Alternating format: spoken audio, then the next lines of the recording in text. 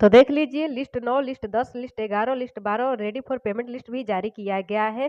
अब देखिए आज ही हमारे चैनल पर एक कमेंट आया है कि मेरा स्कॉलरशिप आ गया। तो देखिए जिनका भी इन प्रोसेस शो कर रहा है उनसे हम रिक्वेस्ट करेंगे कि अब देखिए बहुत सारी छात्राओं का भी कमेंट आता है कि दीदी हमारा तो नाम किसी भी लिस्ट में नहीं है, यहाँ तक कि रेडी फॉर पेमेंट वाले लिस्ट में नहीं है, तो क्या हमें हमारा स्कॉलरशिप का लाभ नहीं मिलेगा?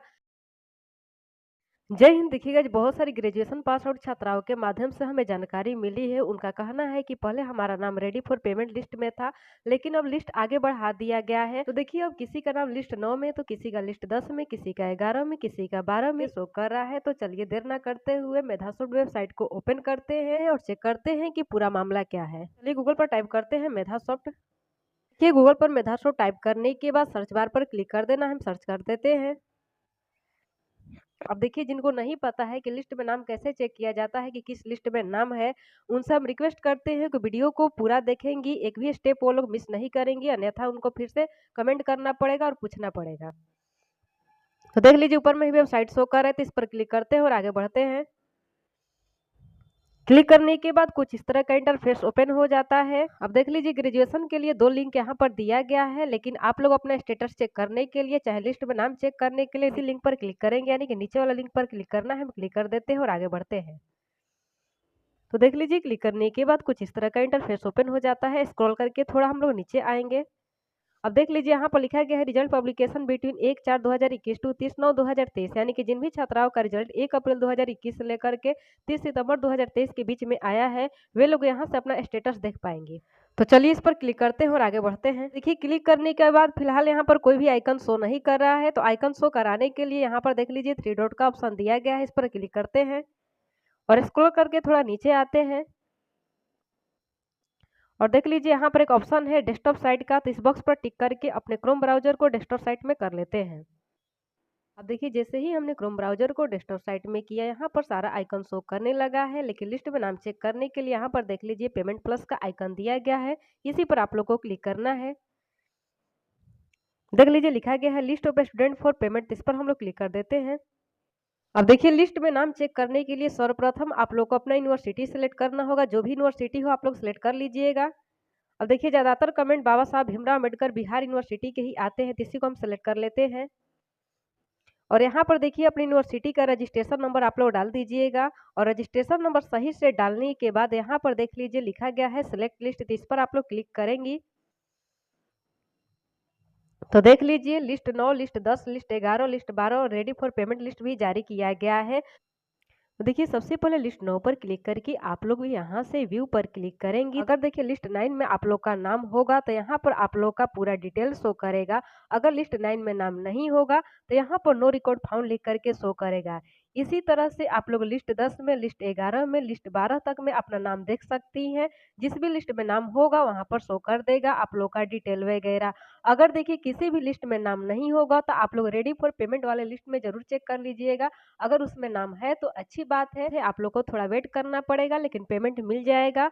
अब देखिए बहुत सारी छात्राओं का कमेंट भी आएगा कि पहले पेमेंट किसको मिलेगा। तो देखिए जो विभाग की अभी तक की परंपरा बनी है उसमें 2-2 लिस्ट का क्लियर किया जाता था। ये संभावना जताई जा रही है कि लिस्ट 9 और लिस्ट 10 का एक साथ पेमेंट क्लियर कर दिया जाएगा। फिर बारी आएगी लिस्ट 11 और लिस्ट 12 की और उसके बाद आगे लिस्ट बढ़ाया जाएगा और जिनका भी नाम रेडी फॉर पेमेंट वाले लिस्ट में है वहां से उनका नाम हटा करके किसी न किसी लिस्ट में जोड़ा जाएगा, जाकर के उनके भुगतान की प्रक्रिया पूरी की जाएगी। अब देखिए बहुत सारी छात्राओं का भी कमेंट आता है कि दीदी हमारा तो नाम किसी भी लिस्ट में नहीं है, यहाँ तक कि रेडी फॉर पेमेंट वाले लिस्ट में नहीं है, तो क्या हमें हमारा स्कॉलरशिप का लाभ नहीं मिलेगा? कि अगर आपका नाम रेडी फॉर पेमेंट वाले लिस्ट में भी नहीं है तो चेक करने का एक और तरीका हम आप लोग को बता देते हैं। अगर वहाँ पर आप लोग का डेटा शो कर रहा है तो आप लोग को घबराने की कोई जरूरत नहीं है। यहाँ पर एक है रिपोर्ट प्लस का आइकन, तो इस पर आप लोग को क्लिक करना है और क्लिक करने के बाद देख लीजिए यहाँ पर कई सारे ऑप्शन खुल जाते हैं, लेकिन लास्ट में देखिए लिखा गया है लिस्ट ऑफ एलिजिबल स्टूडेंट्स है, तो इस पर आप लोग को क्लिक करना होगा।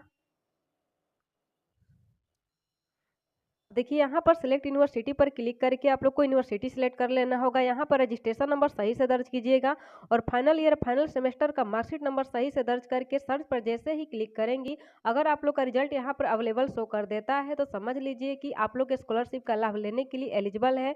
अगर नहीं शो करता है, नो रिकॉर्ड फाउंड शो करता है, तो आप लोग को यूनिवर्सिटी जाने की जरूरत पड़ सकती है। अगर आप लोगों ने पहले से ही अपना डॉक्यूमेंट कॉलेज यूनिवर्सिटी में जमा नहीं किया है तो नंबर सही से दर्ज करना है। चलिए हम दर्ज करके आप लोग को दिखा देते हैं।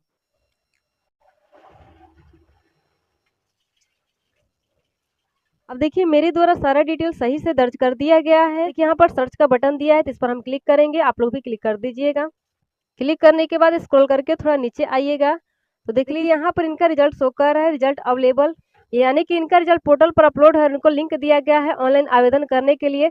चलिए किसी और का चेक कर लेते हैं कि उनका अपलोड है कि नहीं। अब देखिए किसी और का डिटेल हमारे द्वारा दर्ज किया गया है और सर्च बटन पर हम क्लिक करते हैं। देखिए इनका शो कर रहा है रिजल्ट नॉट प्रेजेंट, यानी कि इनका रिजल्ट पोर्टल पर अपलोड नहीं है। इनको अपने कॉलेज में डॉक्यूमेंट सबमिट करना पड़ेगा और पहले से कर दिए तो बहुत अच्छी बात है। तो कॉलेज से डॉक्यूमेंट आपके यूनिवर्सिटी में जाएगा, यूनिवर्सिटी के द्वारा तो शीघ्र आपके पोर्टल पर अपलोड किया जाएगा। अब देखिए जिनका पेमेंट आ गया है, जिन्होंने पहले से आवेदन किया है, उनका फॉर्म फाइनल स्टेटस तक पहुंच गया है, वहाँ पर कुछ ना कुछ शो कर रहा है। उसके बावजूद उनका रिजल्ट यहाँ पर नहीं शो कर रहा है, रेडी फॉर पेमेंट वाले लिस्ट में नाम नहीं शो कर रहा है, तो उन्हें ज्यादा घबराने की जरूरत नहीं है, क्योंकि देखिए रिजल्ट यहाँ पर उन्हीं लोग का शो करता है जिन लोगों ने ऑनलाइन आवेदन नहीं किया है। और उन लोग को ऑनलाइन आवेदन करने के लिए यहाँ पर एक लिंक प्रोवाइड किया जाता है, जिसकी जरूरत आप लोग को नहीं है, पहले से आवेदन कर रखी है, तब तो बहुत अच्छी बात है। अब देखिए आज ही हमारे चैनल पर एक कमेंट आया है कि मेरा स्कॉलरशिप आ गया। तो देखिए जिनका भी इन प्रोसेस शो कर रहा है, उनसे हम रिक्वेस्ट करेंगे कि एक बार आप लोग पीएफएमएस पर अपना स्टेटस चेक कर लीजिए कि आप लोग का स्कॉलरशिप आया है कि नहीं, क्योंकि हो सकता है कि इनका पहले स्कॉलरशिप आया हो और ये आज कमेंट कर रही हो। तो इसलिए आप लोगों से हम रिक्वेस्ट करते हैं कि एक बार अपना स्टेटस चेक कीजिए और हमें बताइए कि क्या मामला है। देखिए जिनका भी फाइनल स्टेटस में waiting for approval by university लिख करके शो कर रहा है, उनको तो वेरिफिकेशन का इंतजार ही करना पड़ेगा, क्योंकि यूनिवर्सिटी का काम फास्ट नहीं होता है, बहुत स्लो ही होता है। तो आप लोग अपने डॉक्यूमेंट के वेरिफिकेशन होने का इंतजार कीजिए, यूनिवर्सिटी वेरीफाई करके आगे बढ़ा देती है, तब तो फाइनल स्टेटस में ready for payment subject to availability of funds लिख करके शो कर देगा। अगर नहीं कर रही है तो आप लोग को 10 से 15 दिन और इंतजार करना पड़ेगा। अब देखिए जिनका भी फाइनल स्टेटस में ready for payment subject to availability of funds लिख करके शो कर रहा है, उन्हें भी ज्यादा परेशान होने की जरूरत नहीं है। जैसे वे लोग इतना दिन इंतजार की है, थोड़ा और इंतजार कर। देखिए waiting for approval by university से ready for payment subject availability of funds लिख करके शो कर रहा है, तो आप लोग इंतजार की घड़ी अतिशीघ्र ही समाप्त होने वाली है।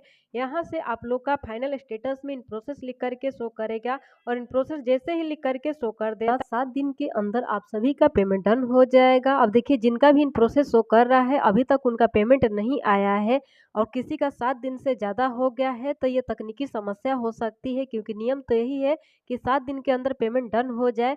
लेकिन अगर इंतजार करना पड़ रहा है इन प्रोसेस के बाद भी, तो आप लोग घबराइए नहीं, बस पेशेंस बनाए रखिए। अगर आप लोग का डिटेल वगैरह, बैंक अकाउंट वगैरह सब कुछ सही है, कहीं भी किसी प्रकार की कोई गड़बड़ी नहीं है, तो आप लोग का पेमेंट निश्चित तौर पर आएगा ही। आप लोग पेशेंस रखिए प्लीज। करते हैं कि इस वीडियो में मेरे द्वारा दी गई जानकारी आप लोग को अच्छी लगी होगी। अगर अच्छी लगी होगी तो वीडियो को लाइक कर दीजिएगा। साथ ही कोई क्वेश्चन हो और आप लोग भी चैनल पर न्यू आए होंगे तो चैनल को सब्सक्राइब करके बेल आइकन को प्रेस करके जो भी क्वेश्चन करना होगा वीडियो के कमेंट बॉक्स में टाइप कर दीजिएगा। आज के वीडियो की तरह ही नेक्स्ट वीडियो में आप लोगों के भी क्वेश्चन का आंसर हमारे द्वारा दे दिया जाएगा। तो आज के वीडियो में दोस्तों इतना ही, मिलते हैं नेक्स्ट वीडियो में, तब तक के लिए जय हिंद।